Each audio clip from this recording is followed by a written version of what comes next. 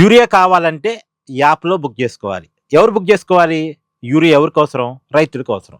మరి రైతులు యాప్ వాడగలరా? రైతులు ఎంతమంది యాండ్రాయిడ్ ఫోన్ వాడుతున్నారు? యాండ్రాయిడ్ ఫోన్ వాడుతున్నా సరే ఏదో కాల్ లిఫ్ట్ చేయటం, మాట్లాడటం, కాల్ కట్ చేయటం, ఫోన్ పెట్టేయటం తప్ప దీంట్లో యాప్లు వాడటం ఎంతమంది రైతులకు తెలుసు? ఎంతమంది రైతులు యాప్లోకి వెళ్ళి యూరియా బుక్ చేసుకోగలరు? మిగతా విషయాలన్నీ వదిలేయండి. అసలు ఎంతమంది రైతులకి టెక్నికల్గా తెలుసు? పైగా వేలు ముద్రలు అని చెప్తున్నారు. యూరియా కావాలంటే వేలు ముద్ర వేయాలట, ఏది సొసైటీ దగ్గర. కానీ ఎంతమంది రైతులు వేలు ముద్రలు సరిగా పడితే? ఇప్పుడు రైతు అంటేనే పొలం పని చేస్తుంటాడు, మట్టి పని చేస్తుంటాడు. మట్టిలో పని చేసేవాడి చెయ్యి ఎలా ఉంటుంది? వాడి వేలు ముద్రలు సరిగా పడతాయా? రైతుకి పాస్బుక్ ఉంటుంది, లేదా కౌలు రైతు అయినా సరే ఎంత పొలం చేస్తున్నాడు అనేది ఒక లెక్క ఉంటుంది.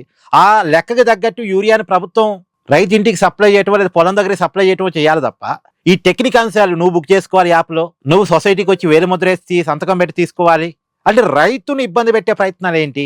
గత సంవత్సరం నుంచి మనం వింటున్న యూరియా కష్టాలు, అంటే యూరియా కొరత వింటున్నాం.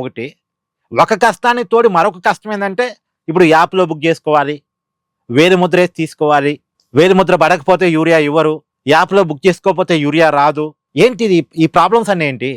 పైగా తెలంగాణ మంత్రి తుమ్మల నాగేశ్వరరావు చెప్తున్నాడు 11 లక్షల మంది చాలా యాక్టివ్గా యాప్ వాడుతున్నారట. ఎవరయ్యా వాడేది? ఎవరు వాడేది? అది గ్రామాల్లోకి పోయి చెప్పు, రైతుల మధ్య నించోని చెప్పు. ఎంతమంది రైతులు చదువుకున్న వాళ్ళు ఉన్నారు?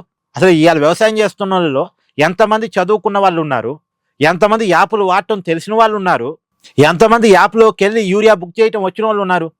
సో ప్రభుత్వాలు, అంటే ఆంధ్రప్రదేశ్ ప్రభుత్వం, తెలంగాణ ప్రభుత్వం ఈ విషయం ఆలోచించుకోవాలి. ఇలా ఆంధ్రప్రదేశ్ ప్రభుత్వం గురించి కూడా సాక్షిలో పెద్ద వార్త రాశారు. సో రైతుల గురించి కొన్ని వాస్తవాలు రాసినప్పుడు మనం రాజకీయాలకు అతీతంగా మాట్లాడుకోవాలి. ఎవరి తప్పైనా వాళ్ళు తప్పనాల్సిందే, మనం ప్రజల పక్షాన మాట్లాడాల్సిందే. కాబట్టి ప్రభుత్వాలు ఆలోచించుకోవాలి.